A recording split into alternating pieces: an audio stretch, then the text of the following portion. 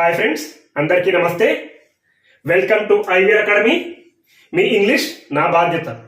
చూడండి, మనం మొట్టమొదటిసారిగా ఇంగ్లీష్ మాట్లాడాలి అనుకుంటే మనం ఏమేమి వాక్యాలు ఉండాలి, ఏమేమి అంశాలు ఉండాలో తెలుసుకుందాం. చాలా మంది అడుగుతున్నారు, అసలు బేసిక్ ఇంగ్లీష్ ఎలా స్టార్ట్ చేయాలి, మాకు అసలు ఏమీ తెలియదని అంటున్నారు. అలాంటి వారి కోసం ఈ క్లాస్. ఒకవేళ ఇంగ్లీష్ వచ్చిన వాళ్ళు ఎవరైనా చూస్తుంటే కూడా చూడవచ్చు, వాళ్ళకు కూడా కొన్ని కొత్త విషయాలు తెలుసుకోవచ్చు. చూడండి, ముందుగా మనం ఒక వాక్యం మాట్లాడేటప్పుడు లేదా ఒక వాక్యం రాసేటప్పుడు 3 అంశాలు ముఖ్యంగా ఉండాలి. ఒకటి సబ్జెక్ట్, వెర్బ్, ఆబ్జెక్ట్. సబ్జెక్ట్ అంటే ఒక పనిని చేసే వ్యక్తిని సబ్జెక్ట్ అని అంటారు, కర్త అని అంటారు. తెలుగులో కర్త, కర్మ, క్రియ అని అంటుంటాం.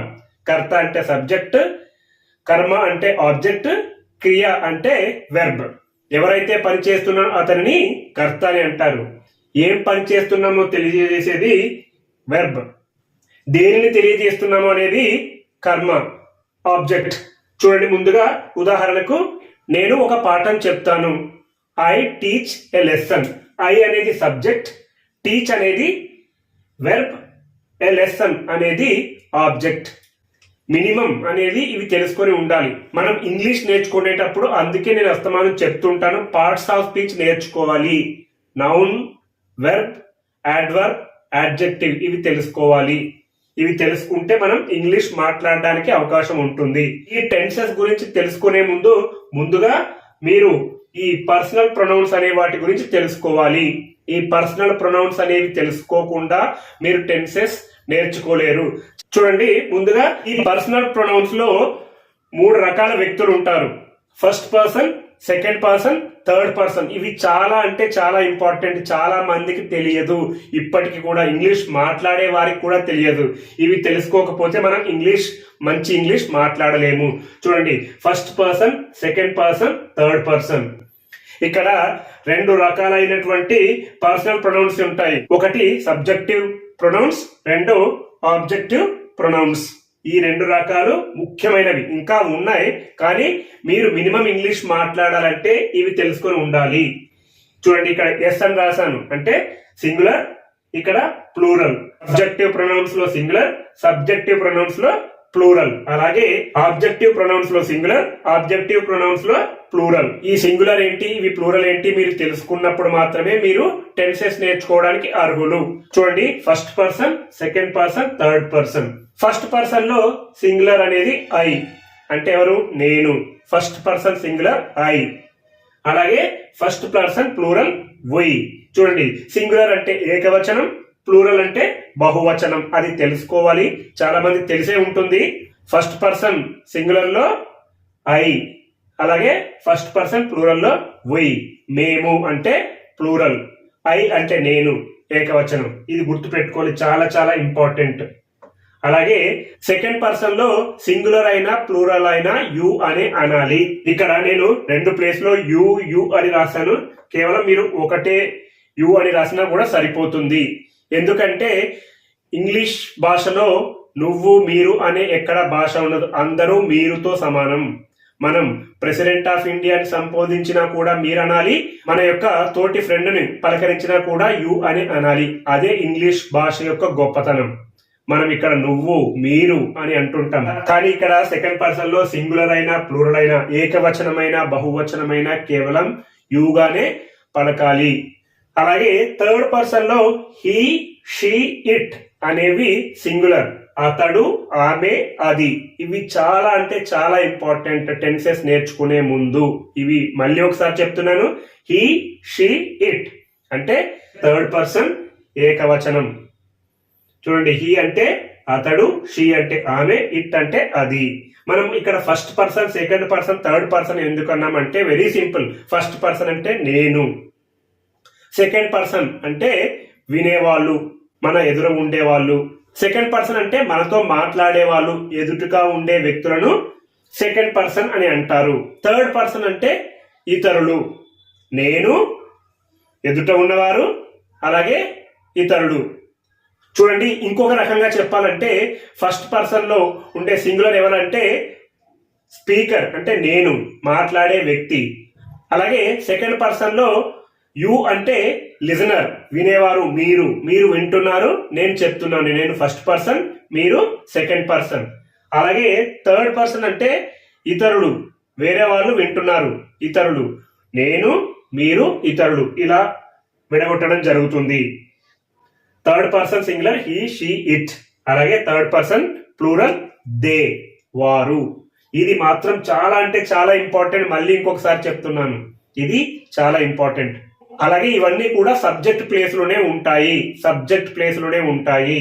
అందుకే సబ్జెక్టివ్ ప్రొనౌన్స్ అంటాం. ఇక్కడ చూడండి, objective pronouns same, singular, plural. First person లో మీ అంటాం, సింగులర్. అలాగే ప్లూరల్ అస్. చూడండి, ఆబ్జెక్టివ్ ప్రొనౌన్స్ లో ఫస్ట్ పర్సన్ సింగులర్ మీ, అలాగే ఆబ్జెక్టివ్ లో ఫస్ట్ పర్సన్ ప్లూరల్ అస్. ఇది కూడా గమనించాలి. ఇలాంటివి పదాలు మీరు అవసరమైతే నోట్ చేసుకోండి ఒక నోట్బుక్ లో. అలాగే సెకండ్ పర్సన్ లో ఆబ్జెక్టివ్ ప్రొనౌన్స్ లో సింగులర్ అయినా ప్లూరల్ అయినా కూడా యూనే వస్తుంది. ఇది మాత్రం గమనించాలి.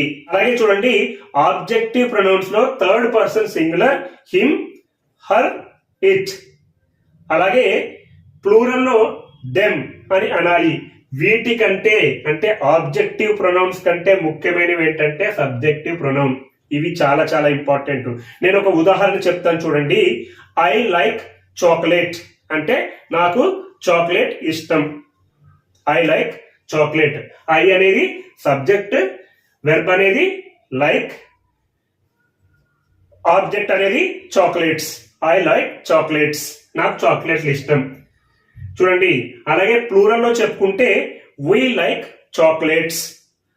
వీ లైక్ చాక్లెట్స్, మాకు చాక్లెట్స్ ఇష్టం.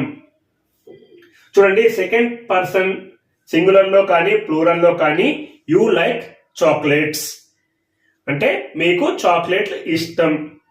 చూడండి, ఇందులో ఇంపార్టెంట్ అనేది చెప్పుకోవాల్సింది ఏంటంటే థర్డ్ పర్సన్ సింగులర్ లో he likes chocolates. He likes chocolates, అతనికి చాక్లెట్లు ఇష్టం. ఇక్కడ చూడండి, ఎప్పుడైనా కూడా సింపుల్ ప్రెజెంట్ టెన్స్ లో చెప్పుకునే అన్ని వాటికి ఇక్కడ V1 కి అంటే వెర్బ్ 1 కి ఎస్ కానీ ఈఎస్ కానీ యాడ్ అయితే అది V5 అవుతుంది. చూడండి, థర్డ్ పర్సన్ సింగులర్ లో వెర్బ్ కి ఎస్ కానీ ఈఎస్ కానీ యాడ్ అయితే అది V5 అవుతుంది. హీ, షీ, ఇట్ వాటికి మాత్రం తప్పకుండా వెర్బ్ కి ఎస్ కానీ ఈఎస్ కానీ యాడ్ అవుతుంది సింగులర్ లో చెప్పుకున్నప్పుడు సింపుల్ ప్రెజెంట్ టెన్స్ లో. చూడండి, I brush my teeth. We brush our teeth. You brush your teeth. He brushes his teeth. She brushes her teeth. It brushes its teeth. చాలా చాలా detailed గా గమనించండి నేను చెప్పిన వాటిని. అలాగే ఇంకొక ఎగ్జాంపుల్ చెప్తాను చూడండి. I teach a lesson. We teach a lesson. You teach a lesson. She teaches a lesson. He teaches a lesson. It teaches a lesson. నేను చూడండి, ఇక్కడ థర్డ్ పర్సన్ సింగులర్ వచ్చినప్పుడు వెర్బ్ కి ఎస్ కానీ ఈఎస్ కానీ add చేస్తున్నాను. అది simple present tense లో ఉన్నప్పుడు. ఇది మాత్రం గమనించాలి. ఇవి సింపుల్ ప్రెజెంట్ టెన్స్ లో ఉన్నప్పుడు వెర్బ్ కి థర్డ్ పర్సన్ సింగులర్ లో ఉన్నప్పుడు ఎస్ కానీ ఈఎస్ కానీ యాడ్ అవుతుంది. టోటల్ గా 6 వెర్బ్ ఫార్మ్స్ ఉంటాయి. V1, V2, V3, V4, V5, V6. చూడండి, ఉదాహరణకు V1 go, V2 went, V3 gone, V4 going, V5 goes, V6 to go. ప్రతి ఒక్క వెర్బ్ కి 6 వెర్బ్ ఫార్మ్స్ ఉంటాయి. కానీ మీరు బేసిక్ గా నేర్చుకోవాల్సినవి 3 verb forms, V1, V2, V3. ఇవి చాలా చాలా డీటెయిల్ గా గమనించండి. మీకు ఎలాంటి డౌట్స్ ఉన్నా కూడా కామెంట్ రూపంలో తెలియచేయండి, లేదా నాకు మెయిల్ చేయండి. నేను ప్రతి ఒక్కరికి ఫోన్ చేస్తున్నాను. మెయిల్స్ ఎక్కువ వస్తున్నాయి కాబట్టి ఒకరి తర్వాత ఒకరికి ఫోన్ చేస్తున్నాను. ఆ నిమిత్తంలో కాల్ చేయడం కొంచెం లేట్ అవుతుంది. దయచేసి అర్థం చేసుకోండి. మీ ఇంగ్లీష్ నా బాధ్యత. నాకు కొంచెం కష్టం అనిపించినా కూడా మీ అందరికీ అర్థమయ్యే రీతిలో నేను మీకు ఇంగ్లీష్ నేర్పిస్తానని నేను మనస్ఫూర్తిగా చెప్పడం జరుగుతుంది. ఇవి ఒకసారి చెక్ చేసుకోండి. First person singular, first person plural. అలాగే second person singular plural, third person singular plural. మనకి ఇంగ్లీష్ భాషలో ముఖ్యంగా నేర్చుకోవాల్సింది ఏంటంటే థర్డ్ పర్సన్ సింగులర్ మాట్లాడేటప్పుడు చాలా జాగ్రత్తగా మాట్లాడాలి. చూడండి, ఉదాహరణకు I love your teaching, we love your teaching, you love your teaching, he loves your teaching, she loves your teaching, it loves your teaching. చూడండి, మనం హీ షీ ఇట్ వచ్చినప్పుడు మనం వెర్బ్ కి ఎస్ కానీ ఈఎస్ కానీ యాడ్ చేస్తున్నాం కాబట్టి ఇది చాలా అంటే చాలా ఇంపార్టెంట్. చాలా మంది తప్పులు మాట్లాడుతుంటారు సింపుల్ ప్రెజెంట్ టెన్స్ మాట్లాడినప్పుడు. వెర్బ్ కి ఎస్ కానీ ఈఎస్ కానీ చేరాలి, సబ్జెక్ట్ ఉండాలి, వెర్బ్ ఉండాలి, ఆబ్జెక్ట్ ఉండాలి. అలా ఉన్నప్పుడు మాత్రమే మీరు మంచి ఇంగ్లీష్ మాట్లాడినట్టు. మీకు ఎలాంటి సందేహాలున్నా నాకు మాత్రం కామెంట్ చేస్తూ ఉండండి. మీకు నేను చెప్పిన ఈ క్లాస్ అర్థమైందని ఆశిస్తూ సెలవు. Thank you.